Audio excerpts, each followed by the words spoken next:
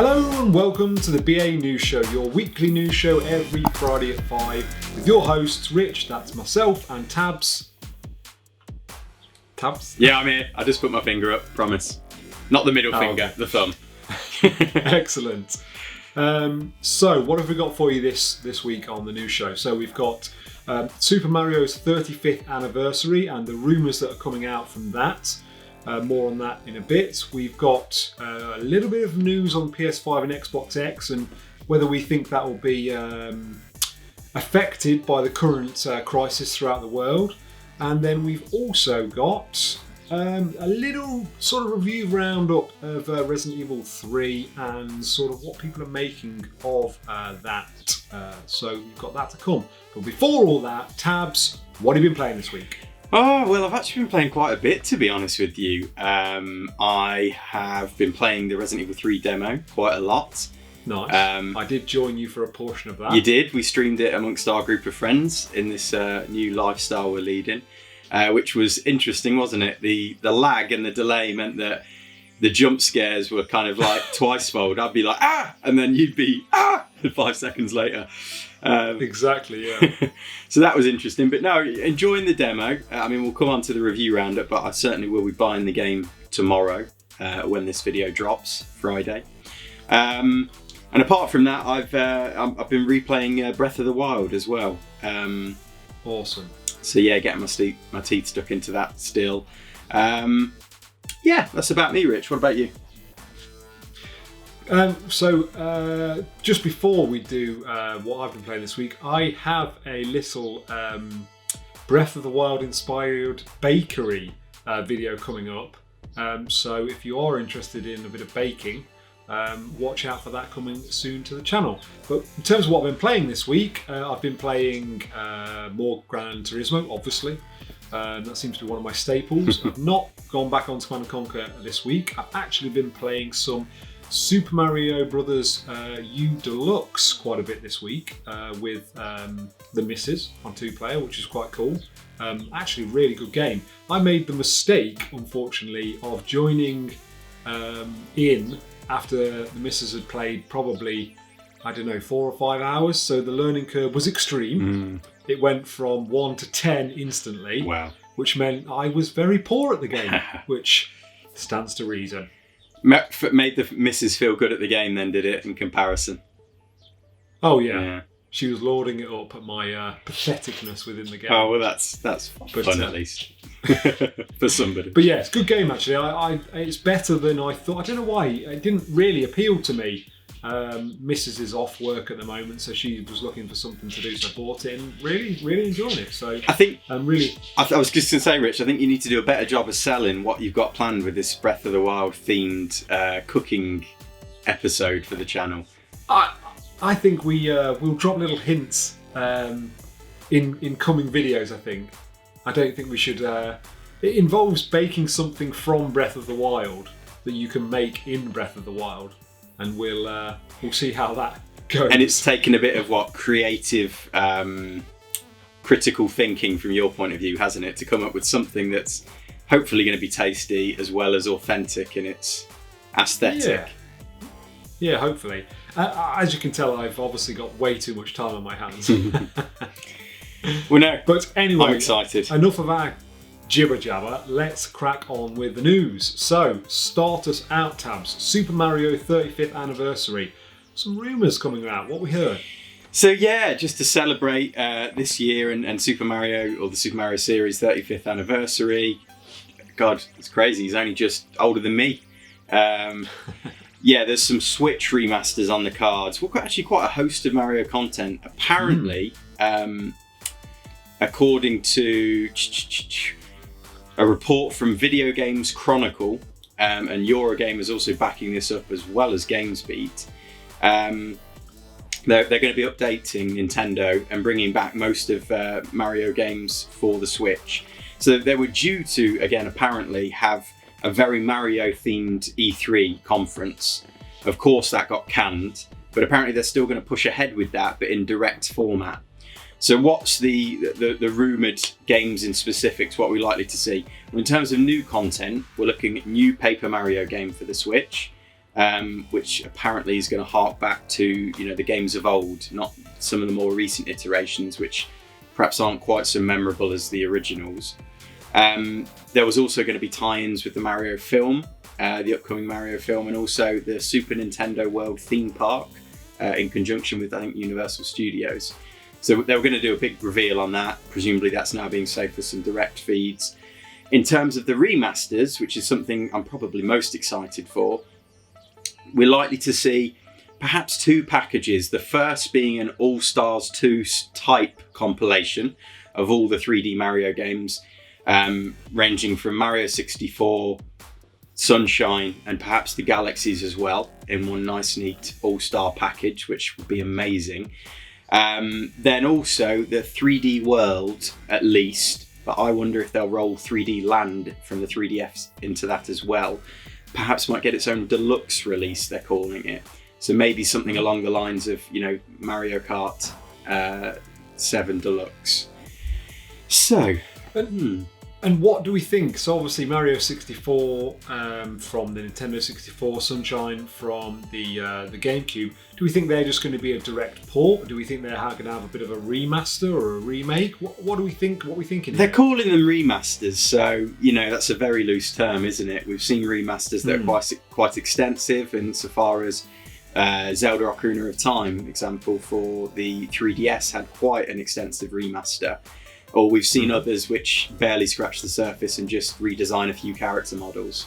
So it's hard to say. I mean, depends how much. If they were going to make this a big extravagant reveal at E3, you'd like to think they're going to be quite, there's going to be some things just beyond a few material changes. And I think certainly for the older games, especially like Mario 64, which has been done to death, re-released many times already, I think they need to inject something insofar as new content, new quality of life features to really bring that bang up to date. So yeah, it remains to be seen. Galaxy games, obviously they're great games, quite recent games. Those will need a lot less work, you would think. They're almost indistinguishable probably in terms of graphics from Odyssey. So yeah, we'll see, but let's hope they make a real push to liven these up a bit. I mean, I have to say, I feel like I agree with you in that respect. Mario 64 has sort of been done to death. It's an old game now. It's been re-released so many times. You almost think, I don't really need to revisit that. But actually, Sunshine, I loved Sunshine on the GameCube. Oh yeah, love to return to actually that. Fully completed it. And I would love to see that on the Switch. I would definitely buy that. Galaxies, I didn't really have. I think you played Galaxies, didn't you, Tabs? I played the first Galaxy, which was great. Yeah. I didn't play the second one because it was Wii U bound, and I dodged that one for reasons. Uh-huh. But by all accounts, it was a very highly acclaimed game, and I'm really excited to get my teeth back into that. But yes, I mean, certainly you'd like to think that across the board they can do something with frame rate, because Mario games are all about twitch response on the controls. Absolutely. 60 frames per second would be, delicious in terms of that. And then you've got resolution bumps as well. So at least 720p for the Switch, you would hope, hopefully with a roof of 1080p, certainly for the older games. And then besides that, quality of life features, isn't it, will be next up. And then eventually even new contents, new modes, perhaps. I mean, I certainly would like to see them pour something into Mario 64 to give me a reason to go back to it, because for me, having played it to death at this stage, I'm least excited about that one. Excellent. So look out for that in the coming months, guys. I mean, if they're going to stick with the whole E3 sort of timescales, we're not going to hear too much on that for a couple of months yet, but we'll keep the ear onto the ground. If we hear anything else on that, we'll send it your way. But moving on, we've got some PS5 and Xbox Series X. Now, with everything that's going on throughout the world, people in lockdown, companies told they can't go to work, you'd be forgiven for thinking that this puts in jeopardy some of the next-gen console hardware that is coming later on in the year. Certainly, we've got sort of confirmed release windows for both the PS5 and the Xbox Series X of holiday this year. So you would think, probably there's going to be some sort of maybe a delay on them. But actually we've had, and this was revealed by a Games Industry Biz post from the CEO of GameStop, George Sherman. And basically the retailer has said they don't expect any delays for next gen. And that seems to be the same with Xbox Series X. It doesn't appear that it's going to be affected by what's currently going on all around the world. The Metro have actually stated that Sony believes that the coronavirus will have no material impact for the rest of the fiscal year. So it's very interesting that we're getting these things saying we're not going to see any delays in terms of release dates. But will that have effect on the amount of consoles available at launch? We know the Wii became an extremely popular console when that was released and was very difficult to get hold of. And actually, to some part, you'd say the Switch as well, wouldn't you, Tabs? Yeah, and it is worth pointing out that Metro in that same article also say that Sony are monitoring the risk of delays in production schedules for upcoming games, both first party and partner studios. So they're not ruling out, I think, that it could affect the release of games. Maybe we'll have a drier launch window for the PS5. Who knows? And also, you've got to be a little bit careful with this, because we have to bear in mind, is this perhaps a little bit of blind optimism in terms of trying to instill some confidence in markets because of the conditions they're suffering in? Mm-hmm. Well, it's not going to pay Sony, is it, to bomb their stocks by saying, this is having a massive impact on our release schedule, console and games, which that would potentially have that effect. They want to inspire market confidence in Sony and their brand and products. So absolutely, you've got to maybe tread a careful line there between what could be fact and fiction. Absolutely. And the trouble is, it's like anything, you're chasing these shadows around. Often you're hearing things that people want you to hear rather than necessarily that's always necessarily 100% the truth. But I did hear there was a lot of talk in Sony's recent sort of games developers reveal, which was, unless you are in the know, a little bit of a bore fest for me anyway, in terms of they went so granular with the detail. But they did talk in that at length about the fact that they made decisions about the PS5's hardware based on trying to be savvy with how much the console was going to cost. And it's come out, there's a few places running this, and it's literally someone's put a placeholder on a website. But the suggestion is we may see a £400 price tag on the PS5, which I think is very interesting. Absolutely, this is all rumour at the moment, could be nonsense, but I feel like that would be a good price for the PS5. It certainly would from a consumer point of view. And to be honest, if anybody can do it, Sony surely can, because they must have a lot of confidence in their position in the games industry, given their track record, their history. And they've got to think that their PS5s will be flying off the shelves as long as they have a decent first-party lineup, which I'm sure they will. So yeah, why not take a bit of a loss early doors, get all those consoles installed in everybody's homes, watch the money fly in as the games sell. And they have mentioned previously about having, or having an ambition to, get a strong uptake in the PS5 when it releases. So maybe that's part of that they are going to be selling consoles at a loss initially. Yeah, I mean, we'll have to watch that eagerly, but I personally think it's go there. I feel like they're going to be in short supply on release, and I think it's going to be as soon as the window opens to get pre-orders in. I think it's going to be a case of jumping on that as soon as possible to try and secure your Xbox Series X or PS5. But we'll watch this and see how this develops. Obviously, it's a moving feast at the moment, almost daily, so we will see how that transpires moving forwards. But last item on tonight's news, Resident Evil 3 is out tomorrow. Today we are showing this, but tomorrow when we're filming it, that makes sense. So we'll just go through really swiftly through all of the reviews that we've seen from just a varying of publications. Chasing zombie-shaped shadows in the games industry, Rich, perhaps? I like it, mate. We like to squeeze in that catchphrase, don't we, where we can? We absolutely. So, Sixth Axis feels completely fresh once again. Nemesis is back, and he's here to smash your face in. 9 out of 10. So they obviously enjoyed that. So far, so good. Next up, we've got God is a Geek. It looks amazing with every location packed with great definition and detail. whilst it may only take around 7 hours to complete, the original was similar, there's still plenty of reasons to replay. 9 out of 10. Excellent. We've got from Games Radar Plus, it lacks some of the depth and variety of last year's Resident Evil 2 remake, with less puzzles and more action, but it's still a rewarding slice of horror. 4 out of 5. And then the last couple kind of balance out those quite glowing reviews. We've got GameSpot. Resident Evil 3 struggles to keep up with its pace amid a clashing of elements from survival horror and standard action. This truncated retelling of the concluding game from the original Resident Evil trilogy doesn't do it proper justice. 6 out of 10, which is quite extreme, it seems. Absolutely. And then the last one comes from Eurogamer. The source material is, and I think this is perceived wisdom, simply not as good as the original Resident Evil 2, but I can't shake the feeling that Resident Evil 3 Remake was rushed, as its original was. Now for an unfortunate parallel. Now it's an unfortunate parallel. No score. I don't know. Do they not give scores? I don't know. I think they give like recommended. I think they do some sort of like whether they recommend it or not. So okay. Yeah, they don't have a kind of a numerical score system.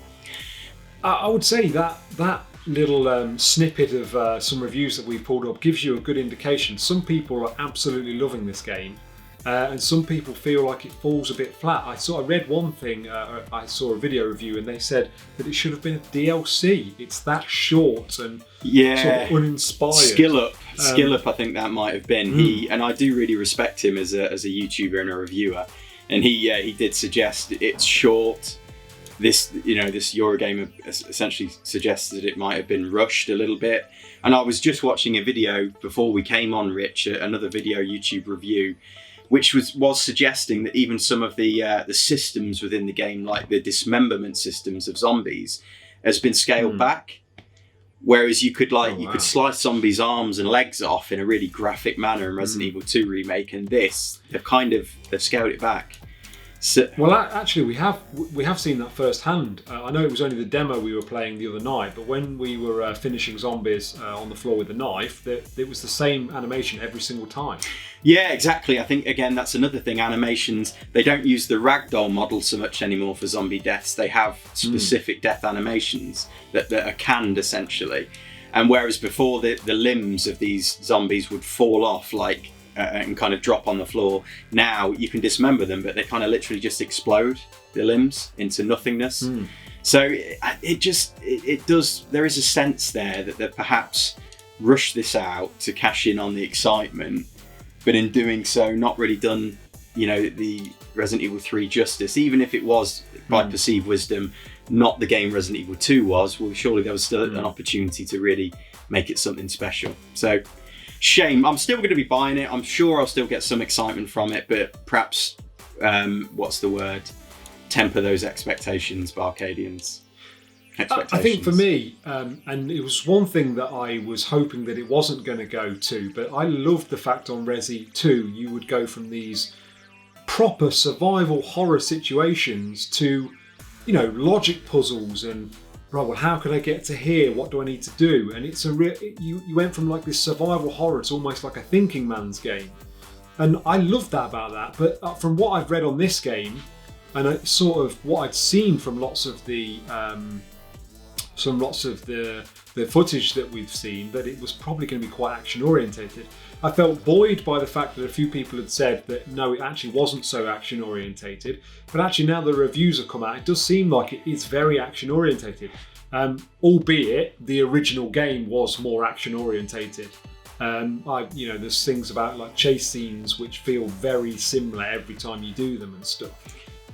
So it's a shame it falls a little flat, but I think, like Tab says, it's definitely worth playing anyway, especially if you like not only the genre, but you have nostalgia towards the original Resident Evil 3 game.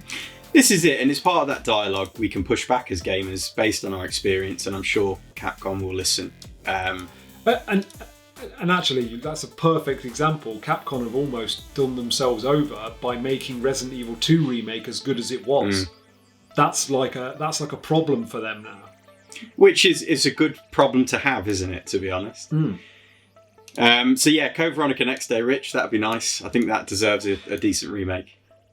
Well, that's the one I would like to see next, because that's the one I have the most sort of nostalgia towards. But I was reading today that potentially the next one up, if they're going to remake, and this is very, very tentative rumours, like my GTA 6 tentative rumour from last week that didn't come to fruition, that the next one up for remake would be Resident Evil 4. So that's interesting.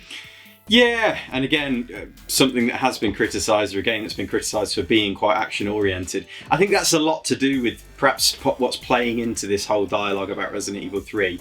It was when the series really started to lean into that heavily action-based gameplay. So perhaps hence why people have mixed feelings about it. But let's see what we think as gamers. If you're interested, it's out tomorrow. Cool. And you'll have to let us know what you think about that, Tabs. Will do. And let us know, BArcadians, if you'd like to see our review of that. And if you do, then we'll spend some time and write a review for it. And I think that's all we've got time for on the news show this week. If you did enjoy the show, drop us a like. It really does help us feed into YouTube's algorithms. And if you'd like to become a BArcadian today, give us a subscribe and click that bell for a notification of all our new content. I think that's about it. Another one for the archive. Stamped and completed.